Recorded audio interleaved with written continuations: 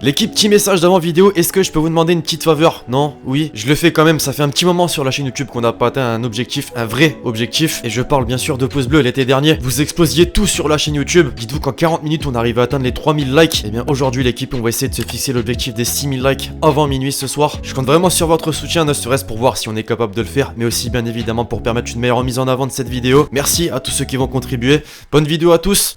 Et ça fait bim bam boum, ça fait tch et ça fait vroom, ça fait bim bam boum, dans ma tête y'a tout qui tourne, ça fait Et ça fait bim bam boum. Quelle horreur, l'équipe, vous pouvez m'en remercier de garder en tête ce truc durant les 3 prochaines heures, vraiment. Et d'ailleurs, question existentielle, est-ce que vous pensez que Semsem arrivera à tenir plus de 10 minutes là-dessus? Approuvé sincèrement. L'équipe, j'espère que vous allez bien. Aujourd'hui, on se retrouve pour un nouvel épisode de la série Actu Foot. On est samedi, évidemment. Si vous vous demandiez pourquoi cette introduction, c'est simplement ce que j'ai retenu aujourd'hui de Twitter.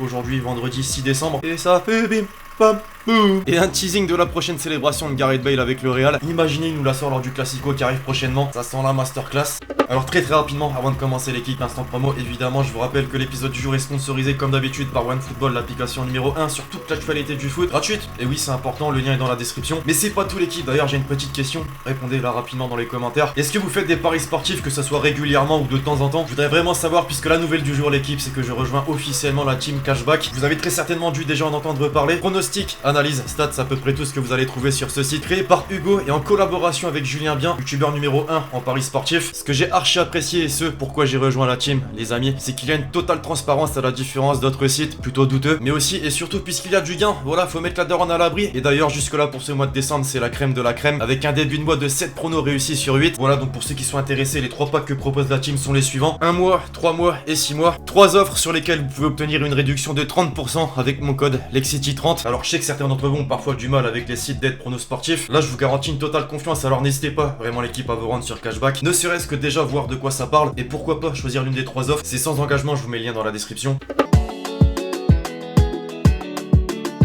Entrons quand même dans le vif du sujet et ce pourquoi vous avez cliqué sur cette vidéo. Le Ballon d'Or, bon forcément on peut pas passer à côté, même si j'ai fait 2 vidéos déjà sur le sujet, donc n'hésitez pas à aller les voir d'ailleurs. Mais Six est devenu le joueur à avoir remporté le plus de Ballon d'Or. Ça a fait pas mal débat, on a débattu d'ailleurs sur certaines vidéos. Vous êtes archi nombreux, tout comme moi d'ailleurs, à avoir été choqué de ne pas voir Sadio Mané remporter ce Ballon d'Or, ou du moins ne même pas intégrer le podium. Mais j'ai retenu quelques déclarations qu'on n'avait pas vues dans les précédentes vidéos, comme celle d'Alain Lobognon. Félicitations à Léo Messi pour son 6ème Ballon d'Or. Quant aux Africains, si vous êtes incapable de voter pour un joueur du continent, arrêtez de crier chaque année au scandale. Il a pas totalement tort pour ceux qui ont vu la déclaration d'Habib Beye récemment, qui disait que la principale raison pour laquelle il n'a pas remporté la distinction, c'était qu'il était africain. On est sur le même constat. Dites-vous que Messi lui-même a donné son avis et mon vote pour Sadio Mané à The Best. J'ai voté pour lui car c'est un joueur qui me plaît. Il a réalisé une grande année qui était exceptionnelle pour Liverpool. Il y a eu beaucoup de très grands joueurs cette année. Le choix était donc difficile. C'est vrai que quand on y pense, si les votes du Ballon d'Or étaient réalisés par les joueurs, les entraîneurs, le résultat serait très certainement différent. Ah c'est sûr, c'est difficile de prendre au sérieux le truc quand tu vois ce vote. Un journaliste du Sri Lanka, la définition du culot en une image clairement. À côté de ça, vous vous demandiez peut-être qu'est-ce que foutait Ronaldo pendant la cérémonie. Non, parce que bon, Neymar de son côté était un événement diesel suivi d'un petit moment de chill sur Twitch et Call of Duty réellement. Ronaldo lui en fait est à une autre cérémonie, tout simplement pour être désigné meilleur joueur et attaquant de Serie A. Et d'ailleurs l'équipe, pour la petite anecdote, c'est le premier joueur à avoir remporté la Première Ligue, la Serie A et la Liga. C'est incroyable. Alors voilà, pour ceux qui pensaient qu'il avait un stun monumental de ne pas avoir remporté le Ballon d'Or, oui c'est clair. Ouais non, pas à nous, forcément qu'il a le mort. D'ailleurs je crois que Modric a voulu parler de lui. Je crois que dans le football il faut du respect. Quand tu ne gagnes pas, par respect il faut être présent, car c'est une célébration du football durant une soirée. C'est pour ça que je suis là, pour montrer mon respect. C'est aussi simple que ça. Ronaldo c'est la victime de la semaine. Alors ça va, ça tire pas encore à balles réelles, mais restez bien jusqu'à la fin de cette vidéo.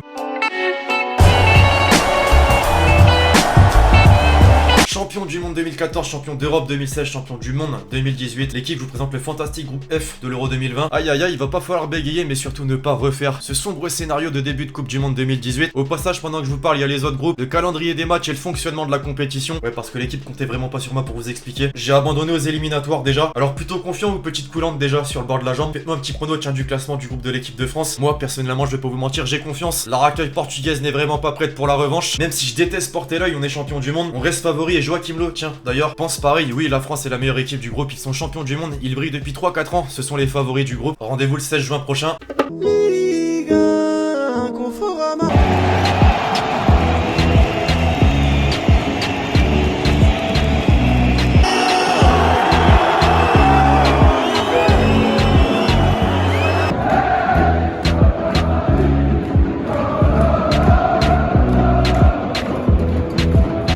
penalty, on le siffle et on chante à la gloire de Cavani. Si ça c'est pas le plus grand manque de respect, alors les supporters parisiens, mon avis importe peu et je peux comprendre qu'il y a des envies de meurtre depuis ce qui s'est passé l'été dernier. En revanche, je comprends pas le principe, sincèrement. Le mec est là, est à Paris, c'est quand même l'un des meilleurs joueurs du monde actuellement. Il est efficace quoi qu'on dise et on le traite comme ça, c'est pas cool je trouve. Hâte de voir les gros retournements de veste quand Neymar va porter Paris en Ligue des Champions. Ou pas d'ailleurs, affaire à suivre. Quoi qu'il en soit, ça me permet de faire la transition avec Mbappé puisque lui aussi a été ultra efficace contre le FC Nantes et la victoire 2-0 avec une incroyable Madjer et cette célébration. Comme dans son salon le Boug, il impressionne toujours autant et dites-vous même qu'en termes de stats, il est proche d'un certain Lionel Messi qui a remporté tout récemment son 6ème ballon d'or. Là tu comprends vraiment ce pourquoi tous les grands veulent se l'arracher. D'ailleurs les amis, là vous avez à l'écran la définition du culot. As cette semaine faisait sa une avec un probable deal que le Real Madrid va proposer au PSG l'été prochain. Vinicius plus Delové égale Mbappé.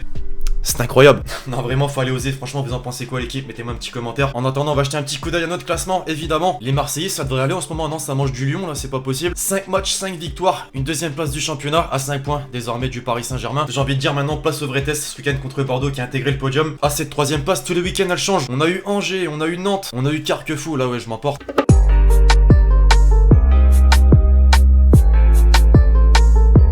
Il y a quelques minutes, je vous parlais de Ronaldo, de balles réelles. Bah justement, l'équipe, on entre dans le vif du sujet avec Zlatan, qui ne l'a clairement pas respecté cette semaine. Il a signé pour une équipe qui a remporté la Serie A 7 fois d'affilée. Aller dans un club comme celui-là n'est pas un défi. S'il voulait un défi, il devait signer à la Juve quand elle était en Série B et la ramener au sommet. Mais attendez, parce que c'est pas tout. Le vrai Ronaldo est brésilien. Cristiano n'a pas un talent naturel. Il est juste le produit de beaucoup de travail. Ça annonce du très lourd. Pourquoi du très lourd l'équipe? Puisque très prochainement, on aura peut-être un duel sur le terrain, puisqu'il a également déclaré: je vais rejoindre une équipe qui doit gagner à nouveau. Ce n'est qu'alors que je trouverai la motivation nécessaire pour vous surprendre à nouveau. À bientôt en Italie. Où va-t-il signer d'après vous? Là c'est Milan. Une dernière déclaration à son sujet avec quand même du bon sens. Mettre un t-shirt non au racisme c'est bien, mais cela ne résout pas le problème. Mieux vaut enlever 3 points, arrêter le match et faire perdre de l'argent, de telle sorte que vous risquez d'être relégué en série B. Vous devez être strict. Franchement il a tout dit, je sais pas ce qui se passe en Italie, mais vraiment c'est un problème. Dites-vous que le Corriere dello Sport, média plutôt réputé quand même, a osé nous faire ses unes avec Black Friday. Mais l'équipe c'est pas ce qu'il y a de plus honteux puisqu'il y a eu sanction, vous pensez? Ouais, la AS Roma et l'Inter empêche simplement les journalistes du Corriere dello Sport d'accéder au centre d'entraînement pour les conférences de presse jusqu'à la fin de l'année. On est le 6 décembre simplement. C'est incroyable. On a eu un teasing de Bale sur sa prochaine célébration. Il s'est confié cette semaine suite au sifflet du Bernabéu après l'histoire du drapeau In That Order. Je pense que la première fois qu'ils m'ont sifflé ça a été un choc, une surprise. C'est arrivé une fois ou deux, puis vous savez comment gérer ça. La petite phrase de fin là placée subtilement. La mère de Messi elle manque totalement de respect à son fils. Nous savons, vous savez, qu'il a une dette envers l'Argentine. Mais qui plus que lui aimerait remporter une Coupe du Monde ou une Copa América? Oui, on peut dire qu'il joue mal en sélection. Nous le faisons nous-mêmes, nous lui disons, je lui dis. Il doit surtout s'en battre royalement les couilles. Et enfin pour conclure une déclaration sur le PSG, forcément Tourelle, je suis triste car je n'ai pas de solution pour Cavani. Il n'a pas mérité ça, je réfléchis beaucoup à ça. Il connaît mon avis, mais il est déçu, c'est clair. Ah c'est sûr qu'Icardi il a pas fait semblant durant son absence. Avec une semaine aussi chargée footballistiquement, vous vous doutez bien que Twitter n'aurait pas pu passer à côté de certains sujets.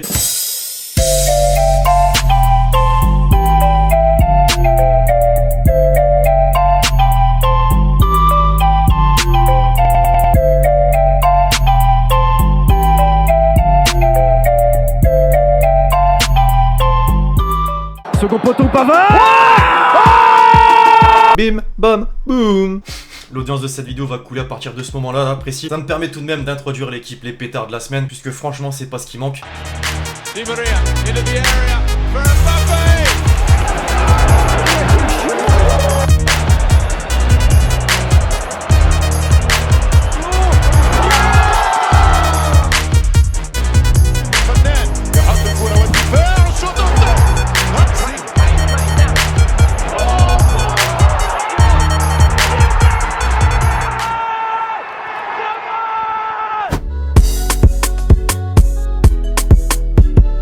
Et pour conclure, comme d'habitude, l'hashtag Hélène. Si Mané était allemand ou espagnol, penses-tu que Messi aurait 6 ballons d'or? La question, je pense, c'était plutôt si Mané avait remporté le ballon d'or 2019. Ouais, je pense. J'ai déjà donné mon avis, je pense que ouais, pour moi, le problème est que Mané est africain et que même au pays, il a pas un total soutien. On peut dire clairement que s'il était allemand, espagnol, français, même, le ballon d'or 2019 aurait pu être pour lui. Bref, voilà l'équipe, c'est tout pour l'actu foot du jour. J'espère vraiment que vous l'avez kiffé. Je compte sur vous si c'est le cas pour lâcher le gros pouce bleu. N'oubliez pas, bien sûr, le commentaire avec votre question, plus l'hashtag Hélène pour le prochain épisode. Puis d'ici là, on se retrouve très vite sur la chaîne YouTube pour de nouvelles vidéos. C'était Lexity. Ciao.